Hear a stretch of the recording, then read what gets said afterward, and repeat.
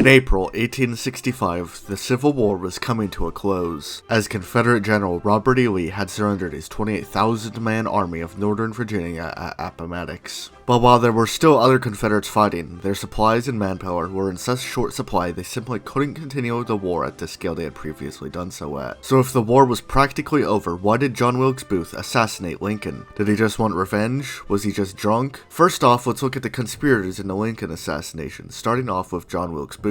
Like his father before him, Booth was an actor, performing all around the United States and reportedly being really popular. Booth first became involved in politics with the Know Nothings Party, a party which preached nativism, anti-immigration, and anti-Catholicism. When the Civil War broke out, Booth was in New York, but he called the South's secession heroic. But while Booth was an outspoken supporter of the Confederacy, he actually stayed up north and around border states, still performing as an actor. So Booth was obviously a supporter of slavery in the Confederacy, but why did he have such a hatred of Abraham Lincoln? Well, Abraham Lincoln obviously opposed the Confederacy, but Booth's hatred had more layers than that. You see, what's not well known is Abraham Lincoln's suspension of many civil liberties throughout the Civil War, as Abraham Lincoln ordered many Confederate sympathizers to be arrested. All of this, including martial law, was a widespread occurrence in Booth's home state of Maryland. So now that we know a little more about Booth, who were his accomplices? While there were certainly other people involved in Booth's plots, 9 others were officially responsible according to federal agents. 2 of these men actually had little to do with the plot and mostly helped Booth after he shot the president. Edmund Spangler simply was a stagehand at Ford's Theater and held Booth's horse behind Ford's Theater on the night of Lincoln's assassination, while Dr. Samuel Alexander Mudd assisted Booth by providing medical assistance to Booth after he shot the president. So both of these men likely had little to no knowledge of Booth's plot to assassinate Lincoln, but still assisted in his escape. Booth's first accomplices were his friends Samuel Bland Arnold and Michael L. Laughlin, who often met together with other Confederate sympathizers. But after Lincoln won the 1864 election by a landslide, mostly on the basis of outlawing slavery, Booth began to devote more time and resources into his plots against Lincoln. David Harold, George Atzerodt, Lewis Powell, and John Surratt all began to meet at Surratt's mother, Mary Surratt's house. So why did all these people conspire to kill the president at Ford's Theater? Well, President Lincoln's assassination wasn't actually their initial plan. They had previously tried to kidnap him and take him to Richmond in order to exchange him for Confederate prisoners. On March 17th, the conspirators quickly assembled in order to abduct Lincoln after returning from a play, but the president never appeared. Although Booth wanted to take Lincoln to the Confederate capital of Richmond, there's actually little evidence to suggest that he had connections to the Confederate government. Following the failed Lincoln kidnapping attempt, many of Booth's accomplices dropped out of the schemes against Lincoln. So since Booth's original plan to kidnap the president was no longer feasible, he changed his goal to the simple assassination of him. So now we are a few days before Lincoln's eventual demise, but how and why did Booth shoot Lincoln at Ford's Theater? Well, we already know that Booth was an actor and often performed at Ford's Theater. So on the morning of Good Friday, April 14th, 1865, Booth went to the theater to get mail, and while he was there, he was told by John Ford's brother that President Abraham Lincoln and his wife would be attending a play of Our American Cousin that evening. But not only Lincoln, Booth was informed that General Ulysses S. Grant and his wife would be in attendance,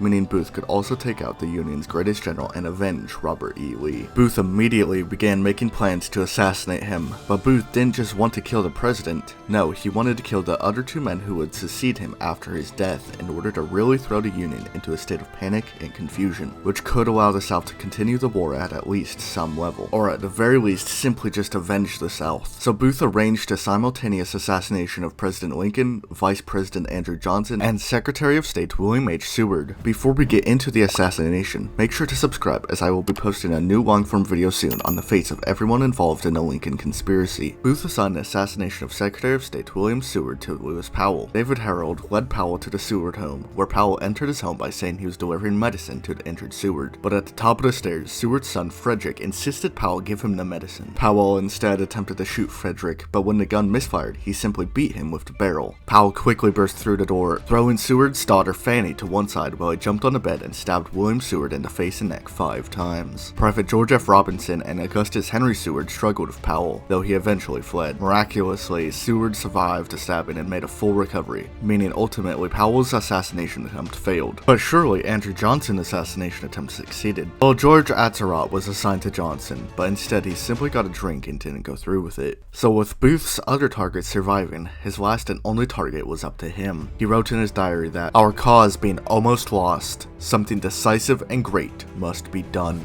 After having a drink at the saloon during intermission, Booth entered Ford's Theater at 10:10 p.m., and as a veteran actor, he knew the exact layout, allowing him to successfully slip undetected into Lincoln's private box. John Frederick Parker was assigned to guard the presidential box, but at intermission he went to a nearby tavern, so he was not in the box when Booth entered. Though Booth likely would have still been allowed entrance as he was a famous actor. In the box was President Lincoln, his wife Mary Lincoln, Major Henry Rathbone, and his fiancée Clara Harris. Booth carefully waited for a laugh line, which was delivered by actor Harry Hogg, which stated, "Well, I guess I know enough to turn you inside out, old gal. You sockdologizing old man trap." As Lincoln was laughing, Booth promptly opened the door, stepped forward, and shot him in the back of the head at point-blank range with a .41 caliber Derringer pistol.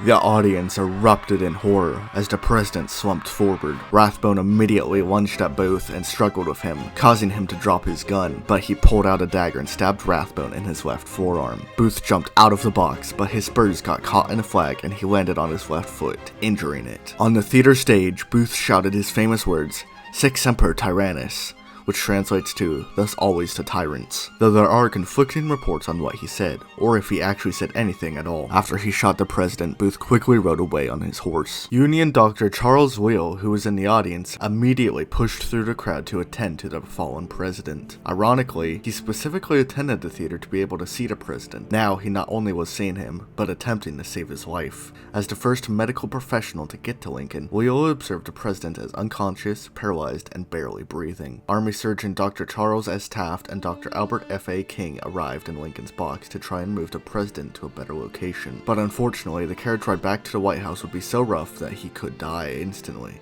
So they decided to move Lincoln to a more comfortable place for his final hours. Wheel supervised as a group of soldiers moved the dying president out of Ford's Theater directly across the street to the Peterson boarding house. The doctors tried their best to help Lincoln, but little could be done as the bullet had entered through Lincoln's left ear and lodged behind his right eye. Wheel stated, "His wound is mortal. It is impossible for him to recover." After 9 hours from the time he was shot, at 7:22 a.m. on April 15th, 16th President Abraham Lincoln died, becoming the first United States president to be assassinated in history. Over the next few weeks, a funeral train transported Abraham Lincoln's remains 1,654 miles through 7 states in order for him to be buried in his home of Springfield, Illinois. Lincoln's death wasn't just mourned in the North, but all around the United States and even the world, as numerous foreign governments issued proclamations and declared periods of mourning on April 15th. Ulysses S. Grant called Lincoln incontestably the greatest man I ever knew, while African-American civil rights leader Frederick Douglass called the assassination an